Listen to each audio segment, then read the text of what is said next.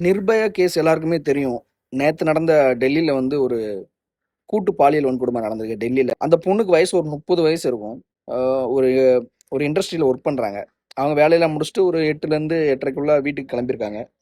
போகும்போது பிரைவேட் பஸ்ல தான் போயிருக்காங்க. ஒரு தனியார் பேருந்துல. அதுல வந்து அந்த பஸ் டிரைவரும் கண்டக்டரும் மாறி மாறி நைட்டு ஃபுல்லா மாறி மாறி அந்த பொண்ணை பாலியல் வன்கொடுமை பண்ணி அப்படியே தூக்கி ரோட்ல போட்டு போயிருக்காங்க. அந்த அந்த பொண்ணு வந்து சொல்லுது, என் ஹஸ்பண்ட் நோயால பாதிக்கப்பட்டிருக்காங்க. எனக்கு குழந்தைகள் 2 இருக்கு. நான் போனாதான் என் வீட்டுக்கு வந்து சாப்பாடு வேலை பார்த்து கொடுத்தாதான் சாப்பிட முடியும் அப்படின்ட்டு.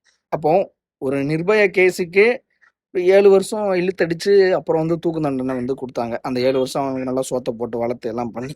ஆனா இந்த மாதிரி ஒரு கொடூர செய்யக்கூடிய ஒரு நாய்ங்களுக்கு உடனடியா இந்த கவர்மெண்ட் வந்து நீதி கொடுக்க முடியுமா? என்னங்க ஒரு பொண்ணை விடிய விடிய என்னங்க தப்பு பண்ணா? அது ஒரு பஸ் டிரைவர் கண்டக்டர் 2 பேரும் சேர்ந்து இப்போ பஸ்ல போறதுக்கே பயப்படுறாங்க பொண்ணுங்க. டெல்லியில் நடந்த சம்பவம் இங்க நடக்க எவ்வளவு நேரம்? ஐயா நீதி வேணுங்கய்யா, ஜஸ்டிஸ் வேணும்.